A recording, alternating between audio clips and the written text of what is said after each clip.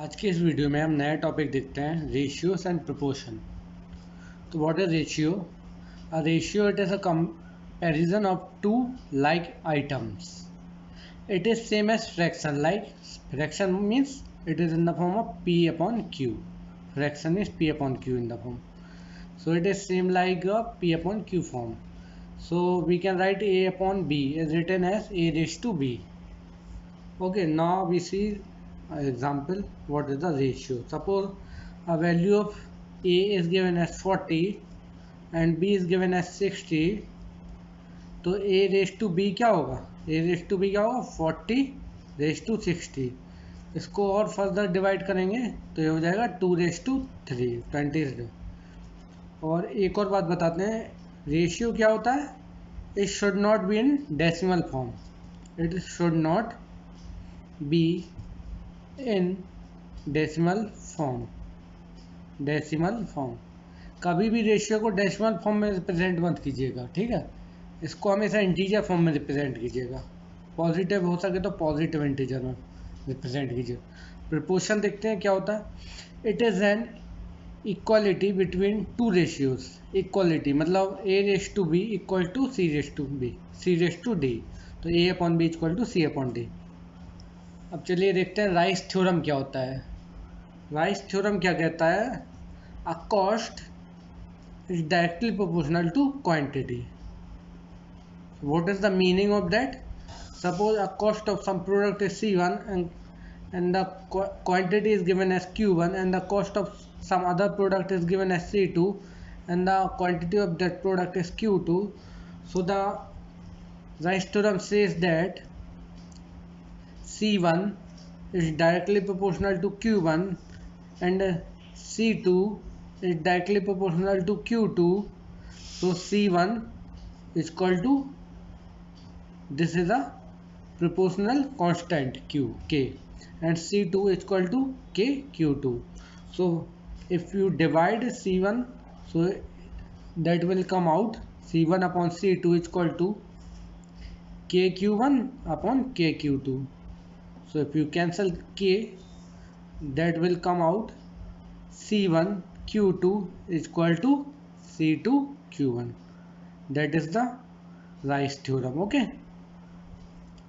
Now we see some examples related how to find the ratio.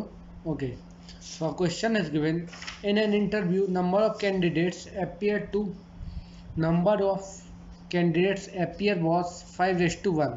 If 12 candidates are selected, find the number of candidates appeared. तो अपन को इसमें क्या दिया हुआ है? सपोज कैंडिडेट सेलेक्ट हुए हैं उसको अपन S1 मान लेते हैं और जो अपियर्ड हुए हैं उसको A1 मान लेते हैं, ठीक है? तो इसमें दिया हुआ है A1, अपियर्ड अपॉन सेलेक्टेड का रेशियो दिया हुआ है 5:1. और कैंडिडेट सेलेक्ट हुए हैं वो S1 भी अपन को दिया हुआ है कितना?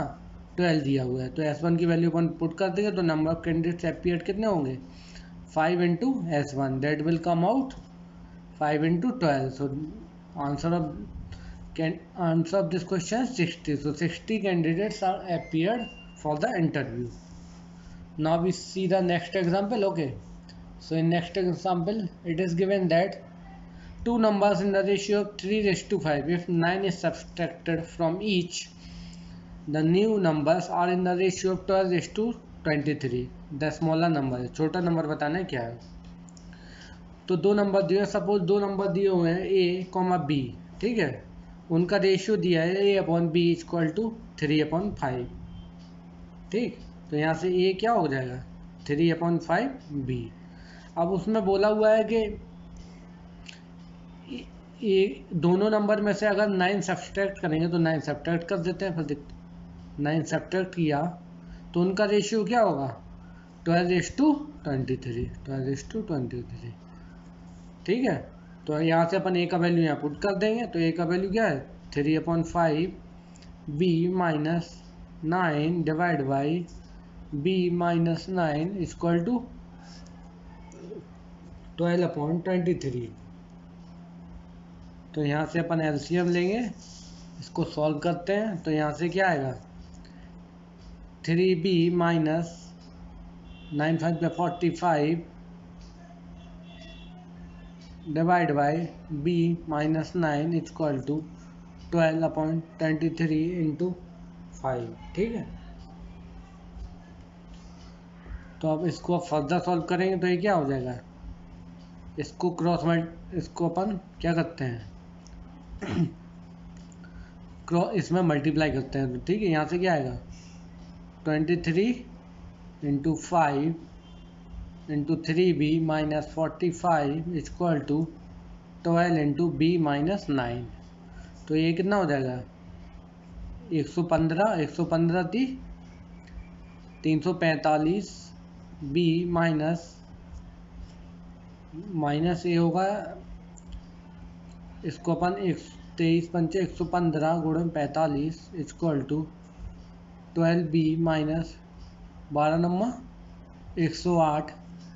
ठीक है, तो अब इसको यहाँ लाएंगे तो 345 b minus 12b equal to 115 गुणन 45 माइनस 108।